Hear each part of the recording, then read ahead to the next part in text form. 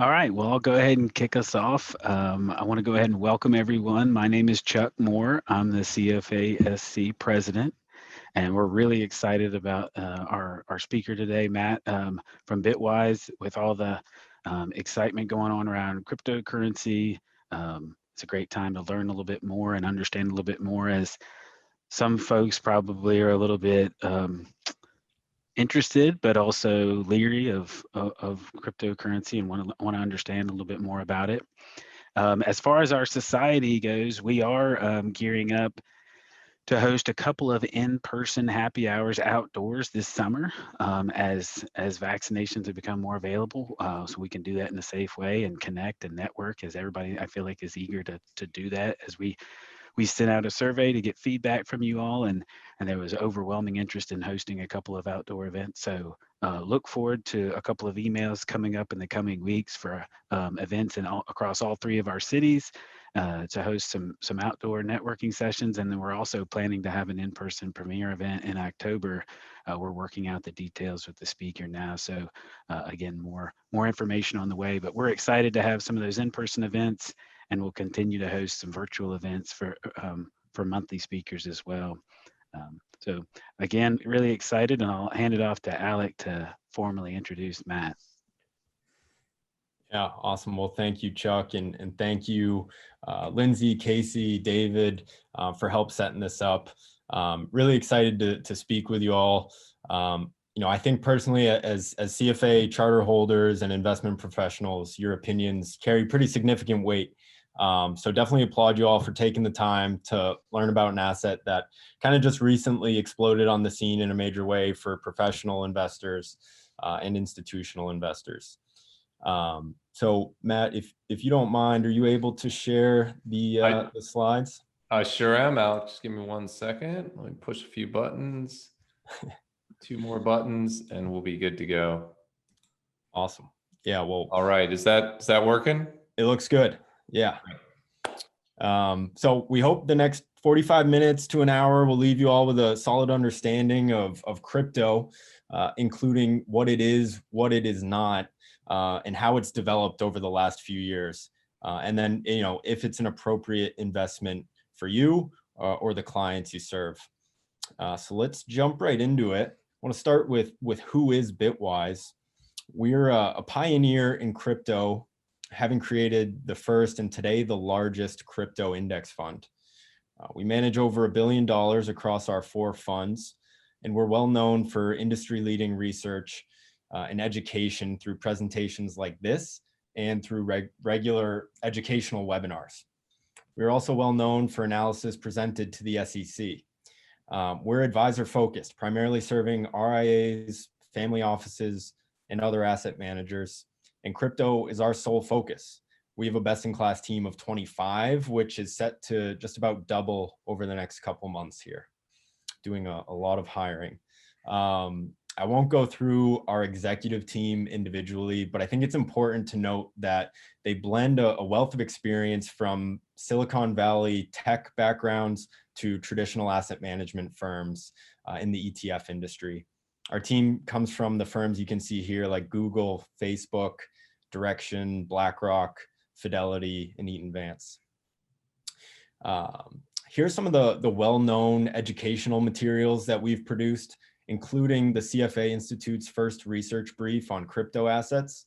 I'll work with Lindsay and Casey to make sure these are distributed to anyone who's interested. And we'll make sure to get you the slide deck as well. We do have a business development team that consists of myself and 5 others, and I'm working with you all in South Carolina and throughout the Southeast. And then you can see here, this is our fund family as it stands today. And I'm not going to spend too much time here, but I did want to just briefly give an overview of each. Our largest is the Bitwise 10 Crypto Index Fund. It's a market cap weighted approach to ensure that investors are getting appropriate exposure to crypto through the top investable assets. It's available as a private placement to accredited investors or through the ticker symbol BITW. It's important to note that BITW can trade to premiums or potentially to a discount as compared to the private placement share price. And then as you can see here, we have a Bitcoin only fund as well as an Ethereum only fund. Each of our funds are held with best in class third-party custodians like Fidelity Digital Assets and Coinbase Custody. And then lastly, our newest and fastest growing fund is our DeFi Index Fund. For those who haven't heard of DeFi or decentralized finance, it's a subsegment of the crypto industry that is potentially disruptive to traditional financial services like lending and borrowing, market making, exchanges, and even asset management. So these are massive markets, and DeFi has a lot of people excited about the potential that's there. And Matt will highlight this space in a little bit. I'm going to end the fund details there, as this is not a Bitwise commercial, but supposed to be educational. So if you have any questions on our funds, you can ask during our Q&A, or you can ask me at a later time. And I just got to pull up Matt's bio here just to give you a brief background on him. One thing that's not in there that I'm excited to share is that he recently won a Lifetime Achievement Award from ETF.com. So really happy for Matt about that one. And he is one of the world's leading experts on crypto, ETFs, and financial technology. He's the CIO at Bitwise, previously the CEO of ETF.com, where he helped build the first ETF data and analytics system, the leading ETF media site, and the world's largest ETF conference. Matt, as I mentioned, authored the CFA Institute's monograph on ETFs and the crypto white paper. He's a columnist for Forbes and a 3-time member of the Barron's Roundtable. In addition to that, he and his wife managed to find the time to raise 3 kids, a dog, and 7 chickens. And Matt can regularly be seen sprinting 6-minute miles through the hills of Berkeley, California. So with that, Matt, I'll turn it over to you, and thanks again for your time today. No, thanks, Alec. And yeah, my dog's at my feet. He may start barking. If you hear that, that's just our dog Wrigley. Really nice to meet everyone today. Very excited to talk about crypto. I imagine there's a range of expertise here, from people who are experts in the crypto space, probably teach me a few things, to people who are skeptical of it or new of it. I want to start from the very basics. What is crypto and why does it matter? Crypto, Bitcoin, blockchain are terms that get thrown around widely in the media, at dinners, at cocktail conversations with clients. I think you're going to be getting more and more questions about these. And I want to arm you with an understanding of what crypto really is, what it isn't, what is hype, what is reality, what is the risk, what is the opportunity. Try to give you my real world view so that you can leave this call able to discuss with people what Bitcoin is, what crypto is, why there are multiple cryptocurrencies, and able to think about both the benefits and the risks that attend this asset class. So let's start way at the beginning. If there's one thing you take away from this presentation, I want it to be this slide. I think there's a fundamental misunderstanding and misevaluation of crypto because of the name cryptocurrency. Because they're called cryptocurrencies, people out there assume that they're going to be using Bitcoin in the same way, and other cryptocurrencies in the same way that we use our dollars. They're going to be using it at their local Starbucks to buy their mocha frappuccino.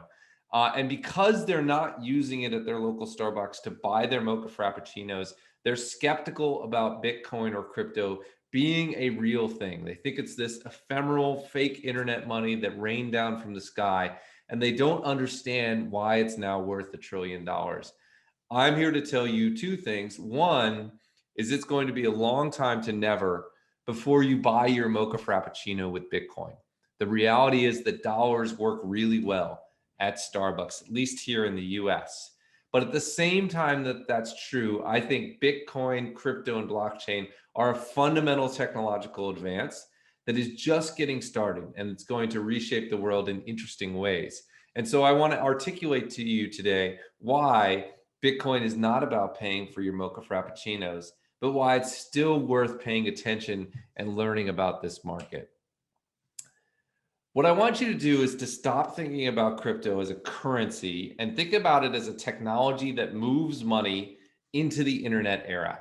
We don't think about it much today, but money is one of the last thing that kind of exists in the pre-internet era.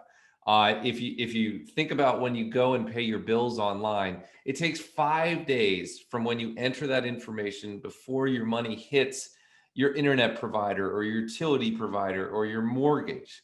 And that kind of 5-day delay is just something that doesn't happen much in society, but it does happen with money. And the reason is displayed here on this board. The way money moves through our system today is shown on the image on the left. If I were to send Alec a check for $10,000, he would deposit it as his bank. His bank would then check with my bank to make sure I had $10,000, that my account wasn't overdrawn. It would wait a few days in case I had written 5 $10,000 checks on a single $10,000 deposit. And it would wait for that to work its way through the system. And eventually, a few days later, Alec would be able to withdraw his money. So money moves from me to my bank, to Alec's bank, and it takes a long time. One way to conceptualize what crypto does is it lets me to send money to Alec directly in the same way I would send an email or a text. Now, in a minute, I'll explain why I think this is the least interesting application of crypto, but it is the most visceral and intuitive. And it explains why I like to think of this as a technology. So let me go one step deeper. Usually when I talk to people about being able to send money like an email or a text, people come back to me with Venmo. They say, Matt, I already do this every day. I have Venmo on my phone. I can send my friend $20 and they'll get it instantaneously. And here's the thing. Thinking about Venmo is the entire key to understanding blockchain. If you've heard the term blockchain thrown around for the past 5 years, but you don't really know what it is, all you need to know is Venmo. Think about it this way. Why does Venmo exist? Why is it one of the most popular apps in the world? Why is it on the phone of 200 million Americans? The reason Venmo exists is that it's fast and easy to move money over Venmo, whereas our traditional banking system is slow. We use Venmo to pay our friends instead of checks because if we use Venmo, they get it instantaneously. If we give them a check, they have to deposit it, has to check with our bank, takes multiple days. It's a pain. Why is Venmo fast and banks are slow? The answer is simple. Venmo is a single walled garden database. Inside of Venmo controls every transaction and it controls every account. So if I want to send Alec $100 in Venmo can look, make sure I have $100. Because it processes every transaction, it knows I haven't sent that $100 to 10 different people. And it can transfer the money from me to Alec as fast as you can change one line in an Excel document.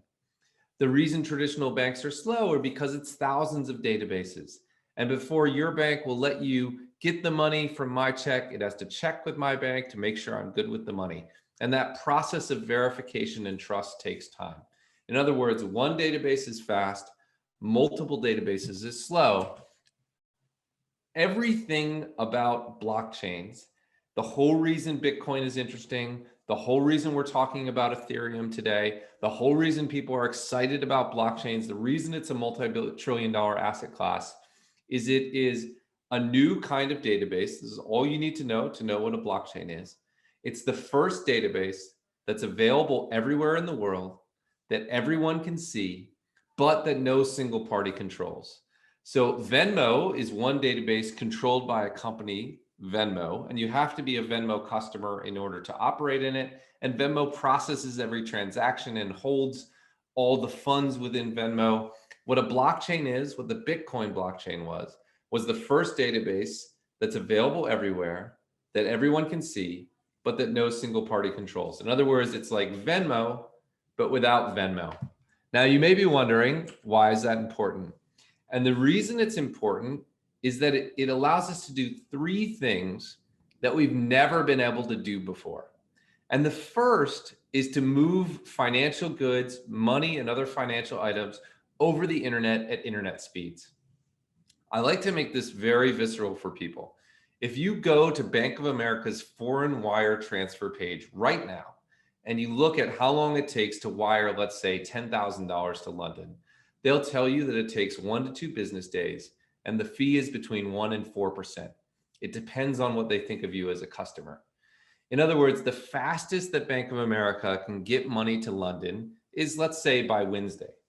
By comparison, on the Bitcoin blockchain the other day, someone moved $1.1 billion in a single transaction, sent at night. It settled in 10 minutes, and the fee was 57 cents. When you talk about disruptive technologies, these are the kind of comparisons that make it feel very real. On the one hand, you have one of the largest banks in the world, 240,000 employees, offices in 38 countries, a $4 trillion balance sheet, a highly paid CEO, a massive tech team, and the fastest they can move money to London is 2 days. On the other hand, you have an unmanaged software network with no CEO, no employees, no offices, no balance sheet of its own, and it can move $1 billion in 10 minutes for a fee of 57 cents. When you think about why blockchain is disruptive to traditional financial goods, to the traditional financial industry, remember this example of one of the largest banks in the world taking 2 days to move $10,000 to London, and an unmanaged software network moving $1 billion in 10 minutes for a fee of less than $1. It's a fundamental breakthrough, and the reason Bitcoin and other crypto blockchains can do this is because of that database architecture. It's one database available everywhere. It's like Venmo, but open to the world. Venmo meets the internet. But this ability to move financial goods over the internet is actually the least interesting thing that crypto does. Once you put money onto the internet, once money is native to the internet, you can actually program it like you would software.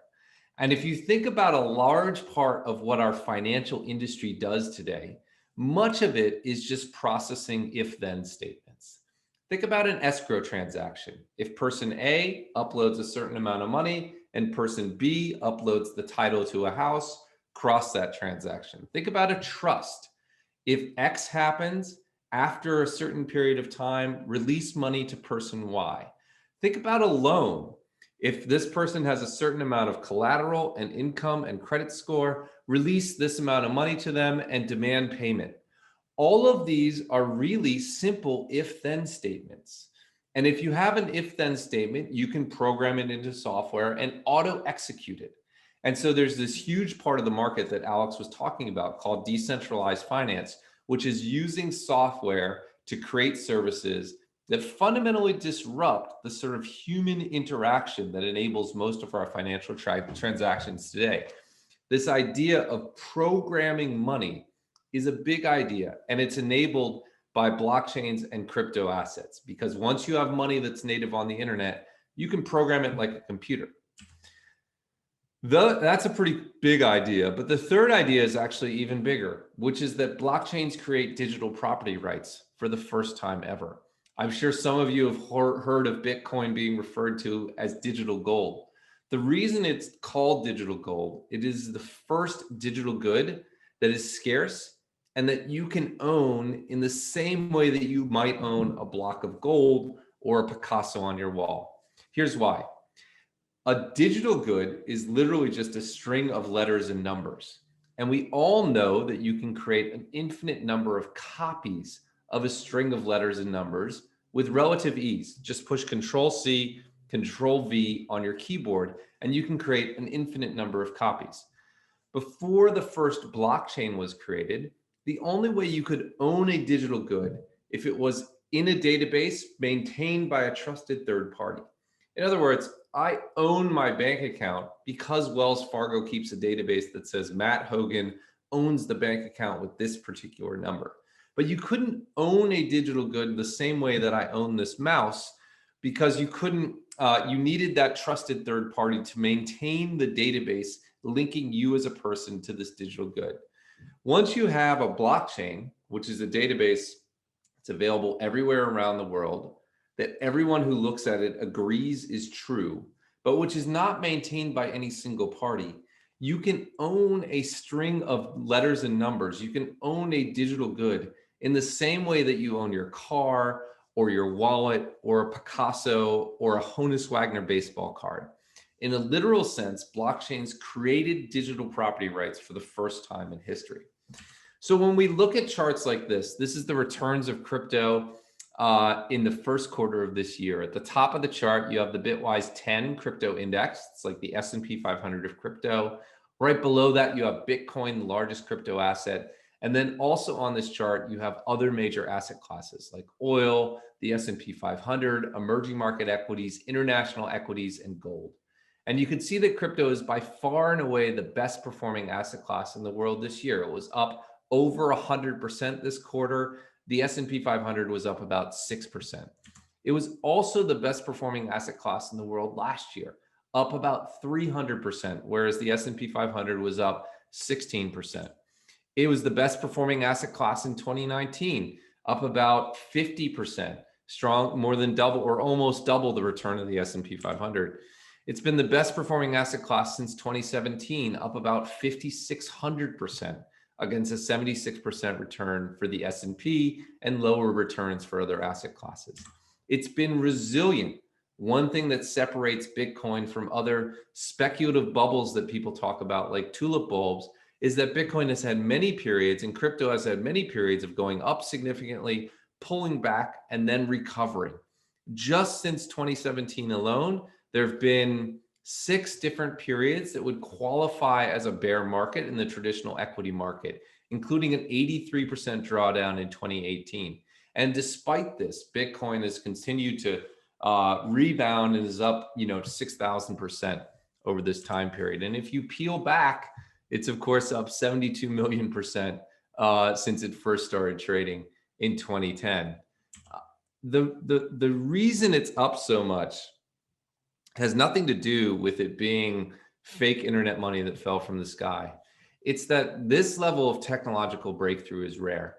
And I'm old enough to remember, I'm 44, I'm old enough to remember when the internet didn't do much, when the only thing you could do over the internet is send files. We even had a term for it. It was FTP, which stands for File Transfer Protocol. And you used to FTP people files, and we thought that was cool. But the history of the internet is that periodically we figure out new things to do with it. So as an example, in 1982, we figured out how to send text over the internet using something called the Simple Mail Transmission Protocol. And that allowed us to create email, which fundamentally disrupted the post office. In 1989, we figured out how to send linked text and images over the internet through HTTP. That allowed us to create the World Wide Web, disrupted all of media and advertising. In 1994, we figured out how to send encoded text over the internet. Before 1994, and I remember this viscerally, there were all these warnings, never put your credit card information into the internet. Well, we figured out how to do that safely in 1994. And guess what? Amazon was founded in July of 1994. It couldn't have existed in 1993 or 1992 because we couldn't put our credit card information into the internet. But once we could, we created e-commerce and disrupted all of retail. Since then, we figured out how to send voice over the internet. In 2009, we figured out how to stream video over the internet without it buffering. Every time we unlock a new capability of the internet, we disrupt a major industry. One way to conceive of what Bitcoin and crypto is it's the first time we've been able to natively send money and property rights over the internet. So just like HTTP allowed us to send images and linked text and disrupted all of media, and VoIP allowed us to send voice and disrupted telephony, and HLS allowed us to send video and disrupted cable and the movie industry, crypto allows us to move money over the internet, allows us to program money, it creates digital property rights. And that's the reason the market is up 72 million percent. And that's the reason it's been so resilient. Money and finance is the biggest addressable market that the internet has ever attacked. And the way it's attacking it is through crypto. And that's why this is an interesting market and worth studying. Now I'm going to pause for a minute. And now that's my core introduction to what crypto and blockchain is.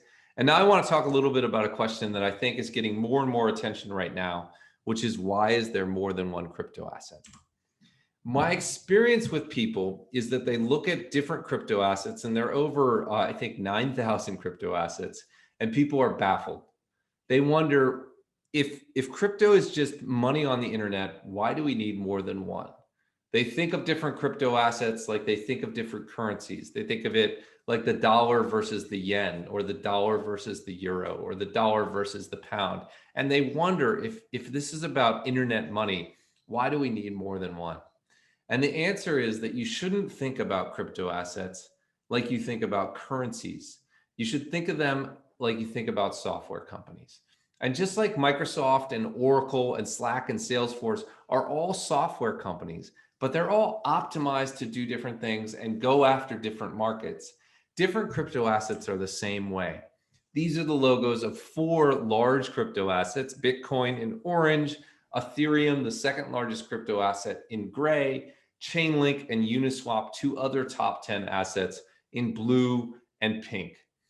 And if you thought about these as competing currencies, the dollar, the yen, the pound, the euro, you'd wonder why we need more than one. But just like I said, don't think about crypto as a currency, think about it as technology. It's best to think about individual crypto assets more like software companies. And let me tell you what I mean. If you think about the largest 2 crypto assets, Bitcoin and Ethereum, the difference between them is very simple. Behind these crypto assets is this new database, which is powered by software. Bitcoin, the first crypto asset, the first blockchain, has a very simple software program. In a literal sense, when it was created, it was only about 350 lines of code, and it's limited in what you can make it do. You can program the Bitcoin blockchain, the Bitcoin database, to send Bitcoin, to receive Bitcoin, or to do some very simple transactions, like very simple escrow or trust like transactions. And that's it. It's more like a calculator than like a computer. Ethereum came along after Bitcoin, and the developers of Ethereum looked at Bitcoin and said, it's super cool that Bitcoin allows us to move money over the internet. What if we could program it like software? And so the Ethereum blockchain is what's called Turing complete. You can program it to do anything. You can program it to do loans. You can program it to do capital raising. You could program it to do automated market making. You can program it like you could program any computer. Now you might be thinking, it's weird that Bitcoin is much larger than Ethereum. It's multiple times the size of Ethereum. It has multiple times the value, given that being able to do everything must be better than being able to do something. But the reality is that in cybersecurity, having a limited capability means your software is more secure. It's called limiting the attack surface. If you think about it simply, Bitcoin had 350 lines of code at its inception. Ethereum had 1 million lines of code. It's much more likely that Ethereum had a bug in its 1 million lines of code than that Bitcoin did in 350. My point in saying this is that Bitcoin is optimized for one thing, which is to hold value in an extremely secure fashion. And so it's not surprising to me that people talk about Bitcoin's primary use case being as digital gold. The blockchain is literally optimized to hold value in a digital format. It's probably the most secure database in the world. Ethereum is getting a lot of traction right now as the building block for this new world of decentralized finance, this idea of programmable money. And while it's never going to be as secure as Bitcoin, because it's a much more complicated code base, it is more programmable. So just like Microsoft and Salesforce are software companies, but go after different markets, Bitcoin is really going after the digital gold market, and Ethereum is going after the programmable money market. And as you go down the line of the different crypto assets, they're all optimized for this different use case. And you're seeing different returns. This is a look at the returns of the 10 largest crypto assets, the constituents of the Bitwise 10 large cap crypto index in the first quarter of this year.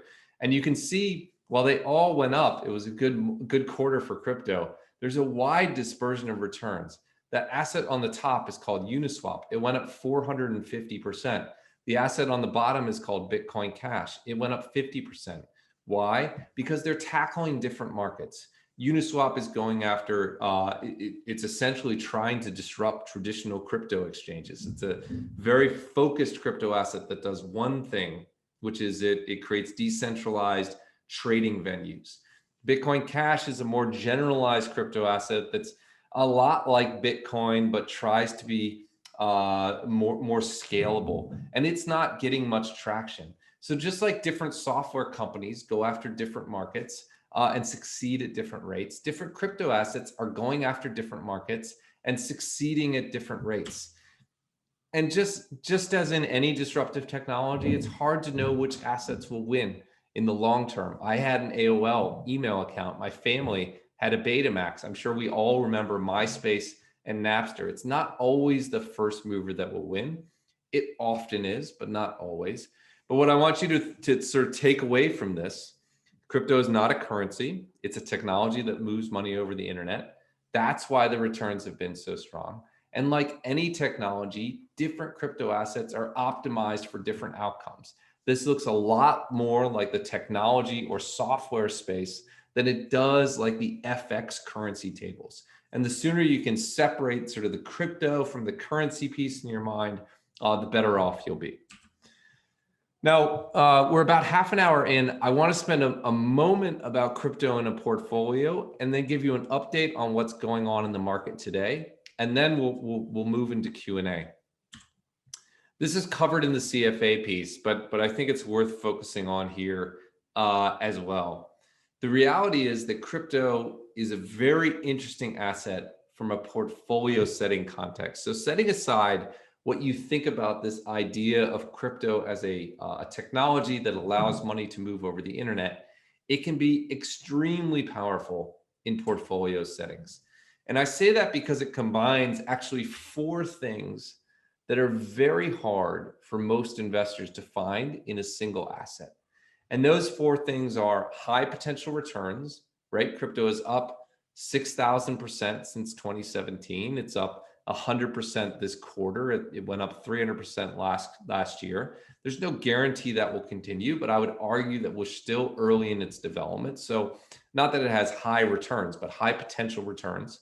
It has low correlations with other assets. The fundamental drivers of crypto are just different than the drivers of stocks and bonds. Crypto is driven by regulatory progress and technological adoption and the passage of time and maybe concerns about inflation. Equities are driven by earnings growth and economic growth, taxation rates, et cetera. And if you look over any meaningful period of time, crypto has very low correlations to both stocks, bonds, and even gold. You can see the correlations here. They range in about 1.1, 0.2 range. But unlike many assets that combine high potential returns with low correlations, crypto has 2 other features which are really important to keep in mind. One is it's liquid. So many high potential return, low correlating assets are assets like early stage venture capital or private equity that require multi-year lockups. A difference with crypto is it trades intraday. In fact, it trades 24/7, 365. And that's important from a portfolio setting context. The other thing that it has, which these other assets do not, is it's accessible. You as an individual, your aunt, your uncle, your cousin, your kids can buy the same Bitcoin as the largest institutional managers in the world. In a literal sense, the Harvard Endowment probably owns the same Bitcoin as I do in my personal account. And this ability to combine high potential returns, low correlation, liquidity, and access make it extremely compelling in a portfolio context. So here is one example. This is for the 4 years ending December 2020. If you look at just the impact of adding, let's say, a 2.5% allocation to Bitcoin to a traditional 60-40 portfolio, over this period, the impact is really significant, right? It increased the annualized return from 10.6 to 15.2%. It increased the total return from 50 to 76%. And it did so without substantially impacting the volatility or the maximum drawdown. And that's why you see such a dramatic impact on the Sharpe ratio, right? Boosting the Sharpe ratio from 0.8 to almost 1.2. The important thing here is that these results only hold if you rebalance the portfolio. It doesn't actually matter when you rebalance it. You could do a quarterly rebalancing, an annual rebalancing, a tolerance-based rebalancing, but taking advantage of the liquidity of this asset class that is not correlated to other assets, you are able to add it to a portfolio without substantially increasing the volatility of the portfolio itself.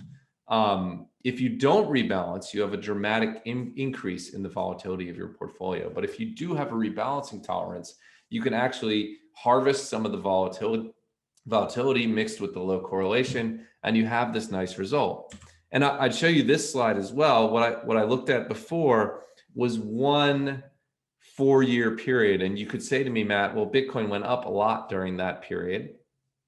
What this chart is looking at is rolling the impact of Bitcoin on a rolling return basis. So the way to interpret this chart, if you look at that black line, that's the return of a 60-40, 60% equity, 40% bond portfolio on a rolling 3-year basis. In other words, that first point where it's about up 10% was for the 3-year period ending January 1st, 2017. And the last point far on the right is for the 3-year period ending December 31st, 2020, when the 60-40 portfolio was up about 28%. The green shade is the impact that adding 2.5% allocation to Bitcoin with a quarterly rebalancing tolerance would have on your portfolio. And if there were any red on this screen, that would show it having a negative contribution. There is no red because there has never been a 3-year period in Bitcoin's history where adding it to your portfolio didn't increase both your absolute and your risk-adjusted returns. In fact, even if you shorten this to a 2-year period, Bitcoin has been positively contributing to portfolios in 94% of all 2-year periods in its history. It is a remarkable alternative asset historically because of its ability to combine high potential returns, low correlations, and liquidity, which allows you to rebalance and avoid some of the what would otherwise be significant volatility impact through that rebalancing discipline. I should say it's not to guarantee that it will always persist in that direction. And if you add more than 5% Bitcoin to your portfolio, you start having negative impact on your maximum drawdown. So there are important constraints to that, but at least historically, it has been a very valuable asset in portfolio context. I want to conceptualize what's going on in the market today, and then we'll move into Q&A. So this should only take a few minutes, but I do think we're at a really important moment in crypto's history today, which is why I'm so delighted to be chatting with you today. This is a chart from a book which I highly recommend. It's by Jeffrey Moore. It was written in 1991, and it's called Crossing the Chasm. And it's a book that talks about how technologies move through society. And what Jeffrey Moore said was that essentially all technologies go through 2 phases. There's an early adopter market where technologies are sort of imperfect and janky, but there are innovators and early adopters who always want the newest new things, and they'll embrace any technology. And then there's the mainstream market. If you think about the early days of the internet, it was first adopted by the military and on college campuses. And then we got the Netscape browser, and we got Google, and we got Hotmail, and suddenly the internet was everywhere. There are a large number of technologies that never make the leap from the early adopter market to the mainstream market. Virtual reality is a great example of a technology for which there's been a vibrant early adopter market, but it's never made the leap to the mainstream market. And a lot of people have been asking, why is it that crypto has gone up so much recently? And the answer to that is that it wasn't always clear that crypto as an asset or a technology would be able to make the leap from the early adopter to the mainstream market. As an asset, it has a number of significant issues, right? It is high volatility. It's not always easy to access. It's confusing for people to understand. As a technology, it's still developing. Regulatory settings are uncertain. The institutional backing and sort of institutional liquidity support wasn't there in the early days. What's happening right now is it's made this leap to the mainstream market much faster than anyone anticipated. And the reason that's important is because the vast majority of the market is part of the mainstream market. Typically, 80 to 90% of the market is in the mainstream side of the market. And as that market comes into crypto, it's been driving up prices. And just to give you examples of that, this process really started in May of last year, almost exactly a year ago, when Paul Tudor Jones, the famous hedge fund manager, bought Bitcoin as a hedge against inflation. And this was the first major mainstream asset manager to publicly announce that they were allocating to the crypto space. Other people had been doing it through venture capital, behind the scenes, on the sides. But Paul Tudor Jones went on CNBC and said he had evaluated all potential aspects and decided Bitcoin was the best single hedge against inflation, despite the challenges that it had. And he was putting 2% of his fund into Bitcoin. But since then, it's just been new investor type after new investor type moving into the crypto space in the first way. Corporations famously are now allocating to crypto on their balance sheet. Tesla bought $1.5 billion worth of Bitcoin. MicroStrategy has bought over $1 billion of Bitcoin. Square now owns something like $250 million or $200 million of Bitcoin. These are S&P 500 companies that are concerned about the outlook for the dollar and that are allocating to crypto on their balance sheets. But it's not just hedge funds and corporations. Wall Street has now come to embrace crypto entirely. This slide is actually a little bit out of date, but I love these quotes from JP Morgan. In 2017, its CEO said Bitcoin was a fraud, worse than tulip bulbs. It won't end well. Someone is going to get killed. He actually threatened to fire any JP Morgan employee that bought Bitcoin in their personal account, arguing that they didn't understand finance enough to work at the bank.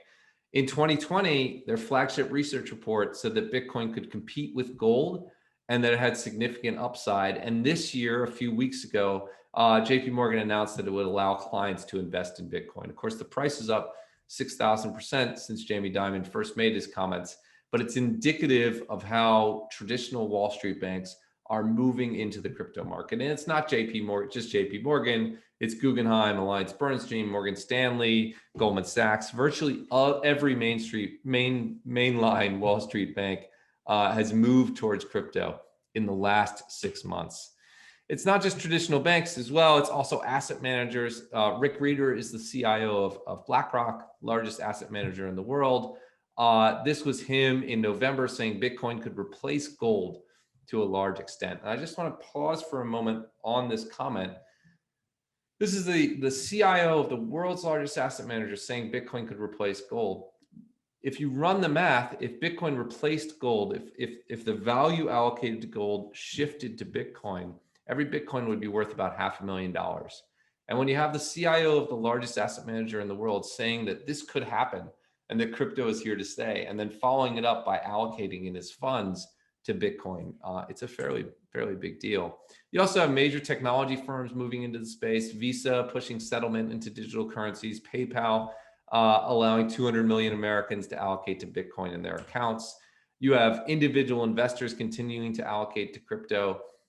These numbers also out of date. Coinbase, the largest crypto brokerage, now has 56 million users, which is something like 4 times the number of clients that Charles Schwab has. And you have financial advisors who are increasingly allocating to crypto as well.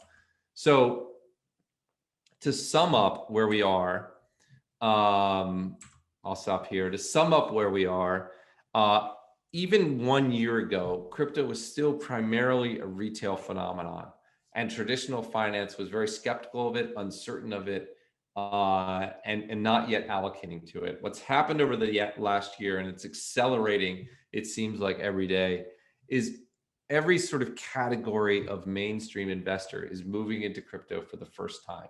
Traditional Wall Street banks, wirehouses, corporations, hedge funds, insurance companies. Mass Mutual bought $100 million of Bitcoin for its general account. And as they're doing it, it's driving prices up because there is a limited supply of crypto assets. Now, of course, there's significant risks that are worth monitoring. I want you all to ask me questions about these risks.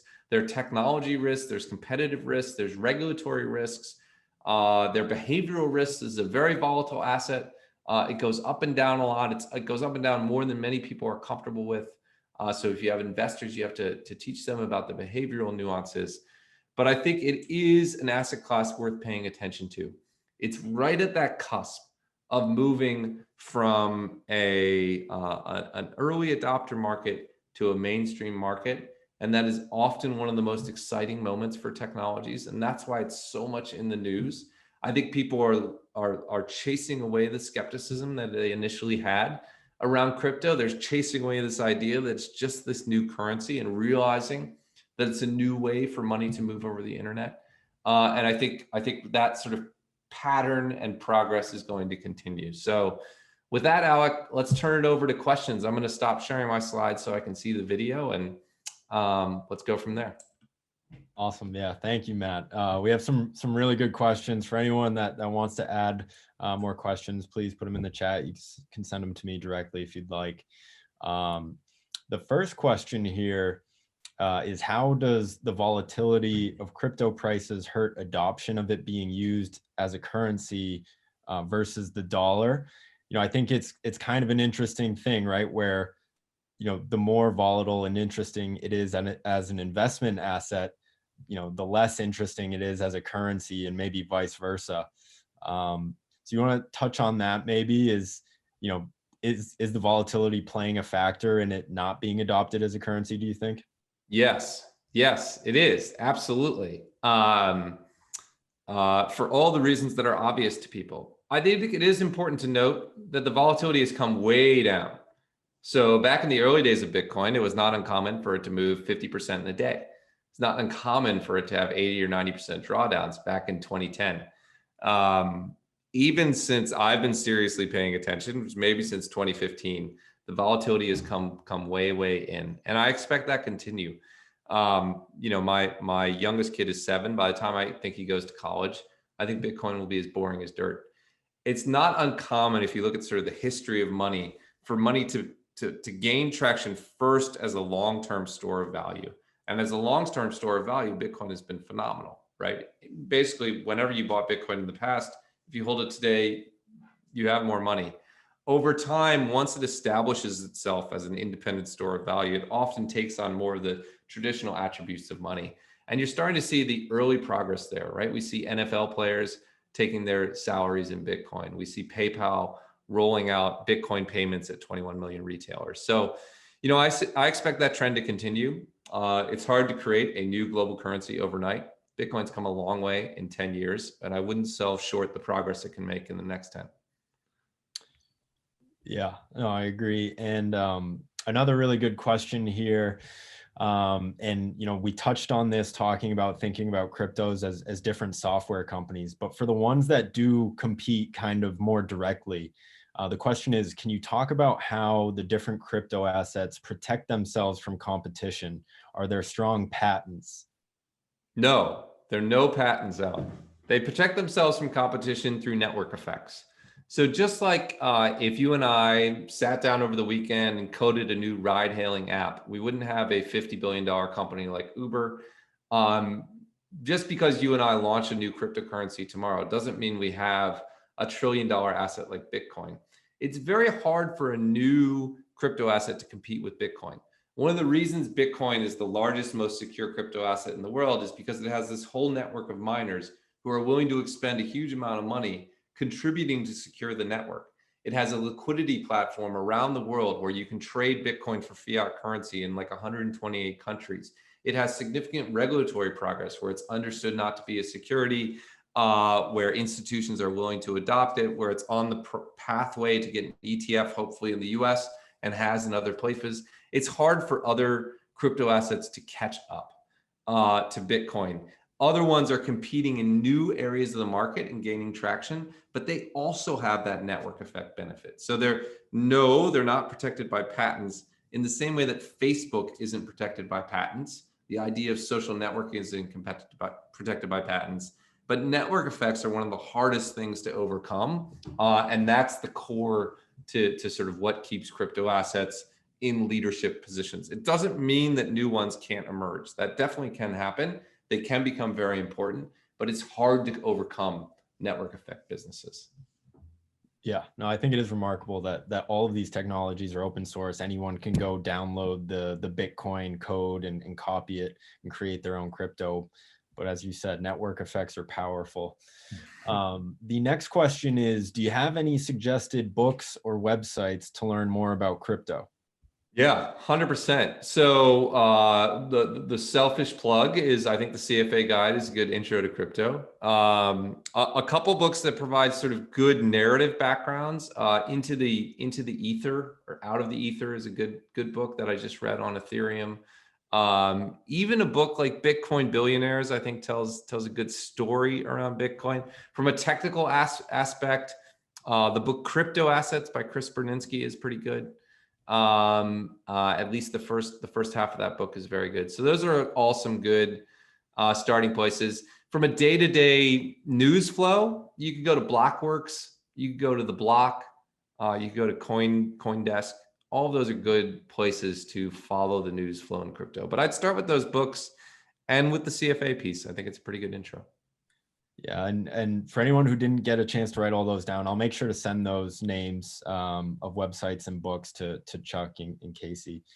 And then the last question I have here is, what is your expectation about a Bitcoin ETF this year? I know it's always a hot topic of conversation. Ooh, that's a tough one. People have been pushing for a Bitcoin ETF since 2013. We're a lot closer than we have been. The market has gotten much more mature. That's why you see these large institutions allocating to crypto. They weren't willing to do so in 2013, just like the SEC wasn't willing to approve a Bitcoin ETF.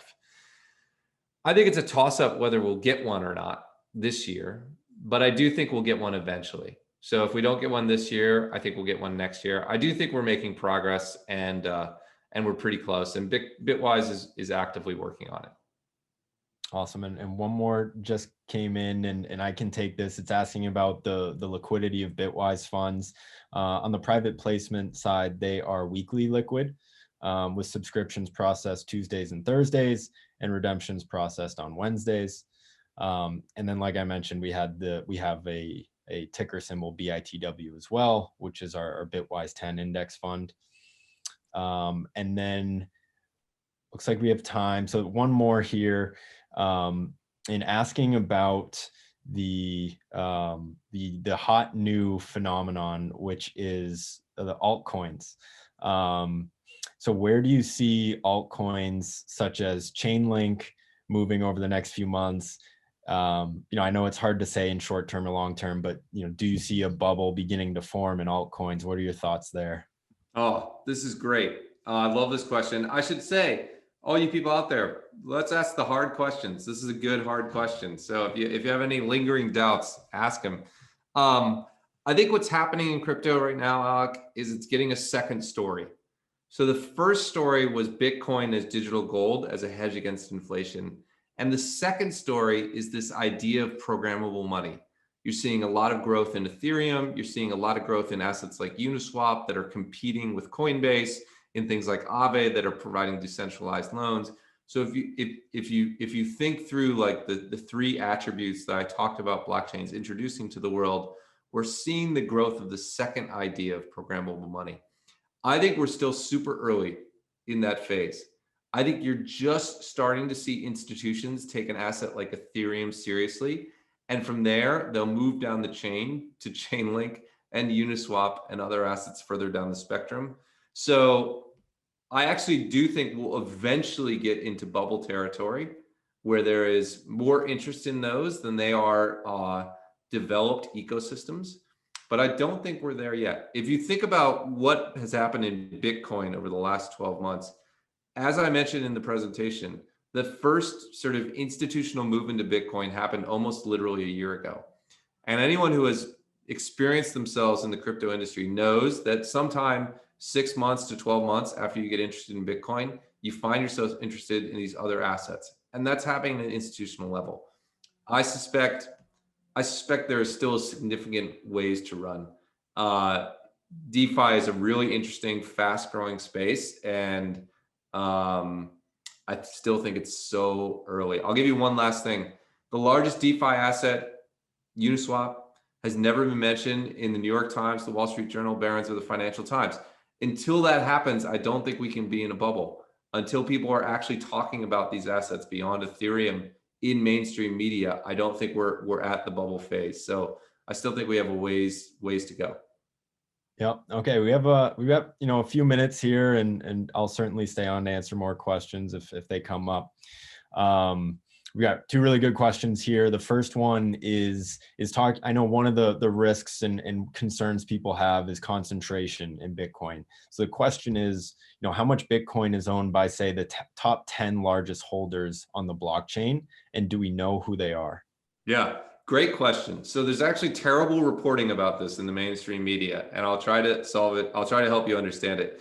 What you see reported in places like Bloomberg is the amount of Bitcoin held by the 10 largest wallets. And they'll say something like 20% of all Bitcoin or something is held by the 10 largest wallets. But most of those wallets are exchange wallets.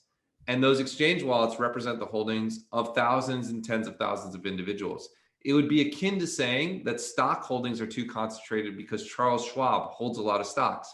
Of course, Charles Schwab as a custodian holds a lot of stocks, but it represents the holdings of tens of thousands, indeed millions of individual Americans. And so it overstates the concentration risk substantially. So be careful with the public media. All that said, there are a number of early holders of Bitcoin that own a lot of Bitcoin. Satoshi, whoever he or she is, owns millions of Bitcoin. It's never moved since Bitcoin was created. But if it all started selling off immediately, of course, it would have an impact. So there is some concentration risk in Bitcoin. It's diminishing every day, and it's not as bad as reported in the media, but it's not zero. I wouldn't say there's zero risk.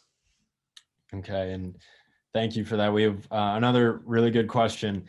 For a little bit of background on this, XRP is one of the largest crypto assets out there, and in late December, a lawsuit was filed by the SEC going after Ripple, its kind of parent company, for allegedly issuing it as an unlicensed security.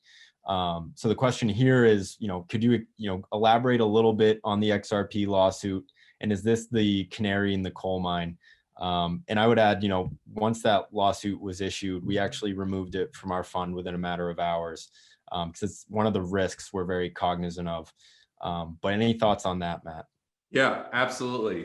To overgeneralize, the federal securities regulators put investments into two buckets.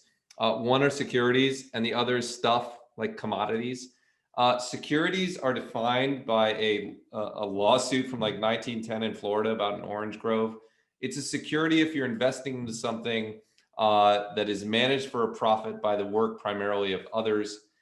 In the crypto ecosystem, because this rule was developed around orange farms in 1910 in Florida, it doesn't translate perfectly into the crypto ecosystem. So there's been somewhat of a lack of clarity around different crypto assets and whether they qualify as stuff or whether they qualify as securities.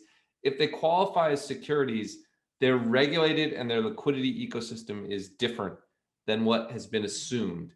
And so being deemed a security can harm your liquidity and harm your investor ecosystem in crypto substantially. Regulators have been pretty clear that Bitcoin and Ethereum are not securities under federal securities law. There's a fairly robust set of rule tests that you can use to evaluate other crypto assets to get a feel for whether they're at risk of being deemed a security. My guess, there are some crypto assets that will face lawsuits like XRP for being illegal securities offerings and will have liquidity and fine consequences. Our index goes through a pretty aggressive evaluative process to screen out assets that are under risk of being deemed a security. I don't think it's the canary in the coal mine in that I don't think it's going to have a ripple effect that takes down most of crypto. But I do think you'll see isolated bad actors investigated and punished that push the boundaries of this federal securities law. And I think that's what happened with Ripple. Yeah, that's awesome. Thank you for elaborating on that. And looks like we're right at 1 o'clock here. So thank you again, everyone, for joining us. We would love to keep the conversation going. If you do have any questions, I'll make sure to get my contact info out there for anyone who's interested. But thank you again for joining us, and hope that this was helpful in kind of learning the basics and a market update around the crypto ecosystem.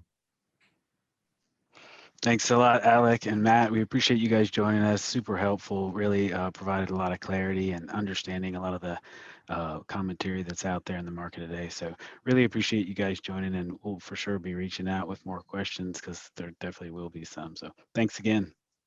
Amazing. Thanks everyone for the opportunity.